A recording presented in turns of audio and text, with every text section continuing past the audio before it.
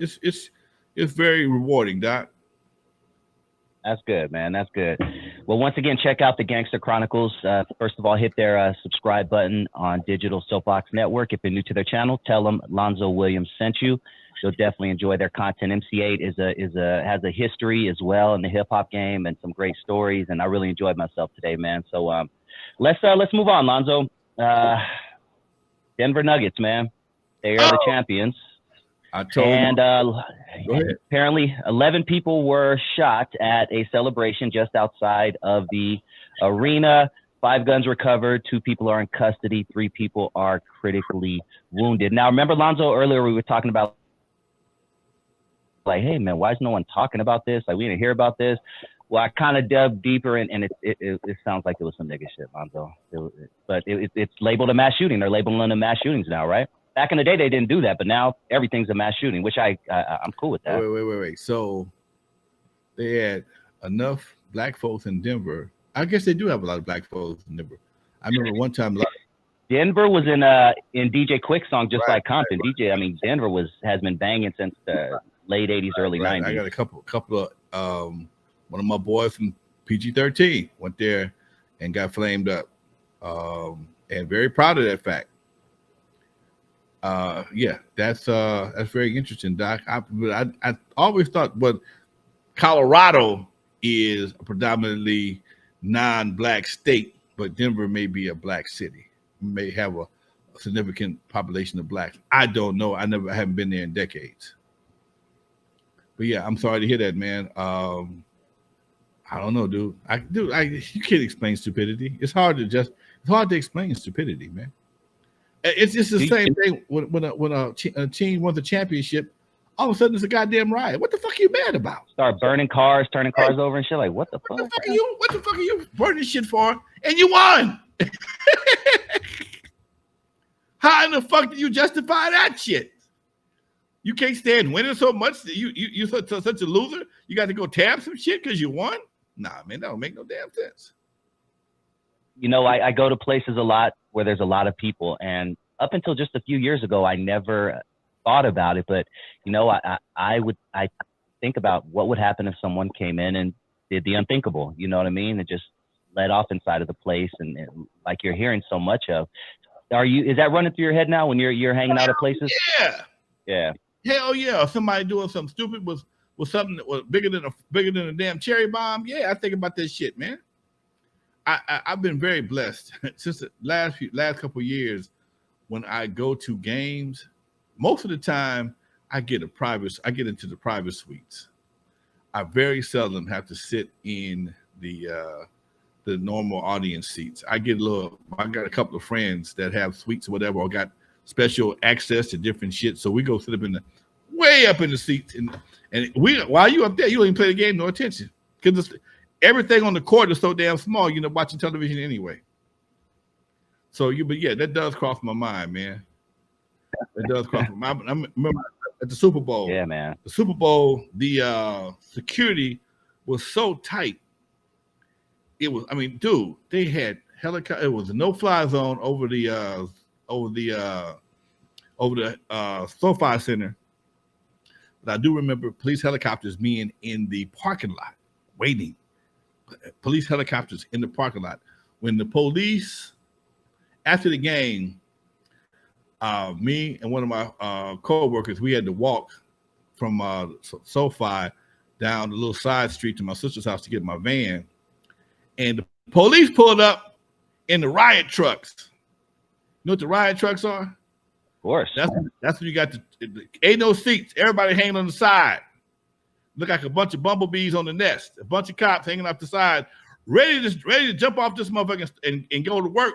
No seatbelts to unbuckle. Just let go and let it rip. And I'm like, dude, I'm getting the fuck out of here. I'm getting the fuck.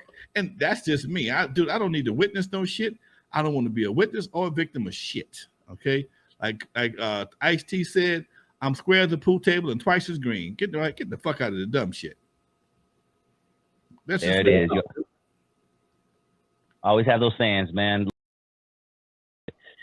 Now, Quick did a song called Just Like Compton back in the early 90s where he talks about going to different cities and how those cities were, he was comparing them to Compton, you know, going to Denver, going to San Antonio, going to different places and not realizing they had a gang problem out there back in the day and shit was crazy.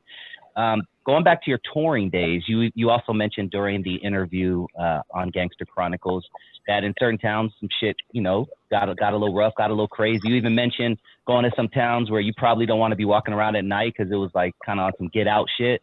Talk to me about some of the crazy shit that you had to experience while you were touring. Man, I never forget we were in Mississippi one time, and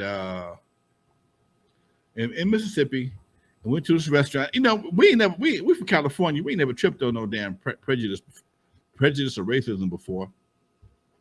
We put up in this restaurant, and everybody got a shitty attitude. The waitress, like, she didn't want to wait on us. I'm like, what the fuck is going on? Are we invisible? Do we walk in this motherfucker and just get invisible? And about 15 minutes passed. We're about to get out of there and walk out. And I guess she saw our jackets. What do them jackets mean? I said, we from the WRECKIN CRU. We playing the concert tomorrow night or whatever it was. Oh, y'all celebrities? Yeah. And Bob, we got some celebrities in the house. Everything changed. Pictures, Polaroids break out, everything. Got all kind of good shit, all kind of free shit. And it just amazed me. If we were just regular cats, we wouldn't have got served. You know, I remember going to a hotel one time. And, dude, I got the area. This was before the movie Get Out came out. This was before Get Out, long time ago. Thank you, Rashard Cobb, for looking out. Much Rashard, but thank you, baby. Before the movie Get Out came out, it was just a country town, and this hotel just had this eerie feeling about it. You know, I can't give you any specifics. It's just that I have a sixth sense for trouble. Working in clubs all my life, I can tell you right before a fight break out. And dude, that shit just gave me the willies. Gave me the willies. Mm-hmm. Another time, I remember we flew in from Louisiana to Texas, or from Texas to Louisiana. One of them, and we got off the plane, and dude, they had like 4 Lincoln Town cars waiting for us, and nobody spoke to us. Nobody said hello, how you doing? They opened the doors, got in the car, and didn't say shit to us. We drove into the woods about 45 minutes, man. No conversation with the driver. It was like, dude, I'm picking you niggas up, and I ain't got to say to you motherfuckers, it's my job. If I don't, you know, I ain't got to be nice to you motherfuckers to drive this car. And it's just, you know, because when you're a new state, you ask questions. Motherfuckers, you know, give you one answer, one word answers. If they answered you at all, I'm like, this dude don't want to talk to us. Let's just get out of here. And then one gig we played in, I think I told you about the same gig. We in the woods, deep in the woods. We down there, man. Ain't that all you? When you look into when the headlights of the car hit the woods, all you see is eyes looking back at you and shit.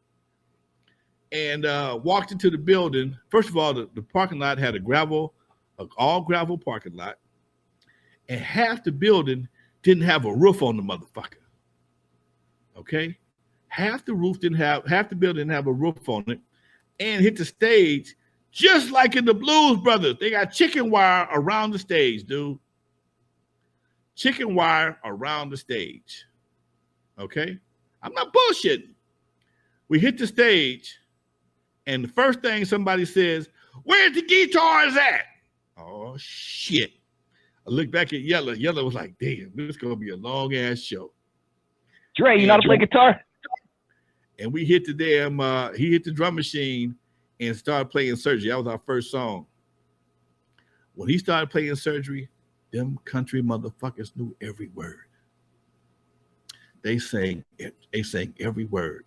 When they got by the time we got to Lovers, they were slow dancing and having a good time. Their whole attitude had changed, dude. I'm not bullshitting. They sang every goddamn word. They knew all at that time. We only had 3 hot songs: Lovers, Juice, and I'm sorry, Surgery, Juice, and Lovers. They knew all 3 of them. Sang the shit out of them. Partied their ass off. Of course, they was off beat, but that's not beside the point. And they fed us like kings, dude. I ain't never had so much barbecue, so much good barbecue in all my life. I probably gained about 15 pounds on the road, dude, because them folks fed the shit out of us. Everywhere we went, we had great food, dude. Down south, man, them shows down south, they feed your ass, dude. They feed the shit out your ass. That's real talk.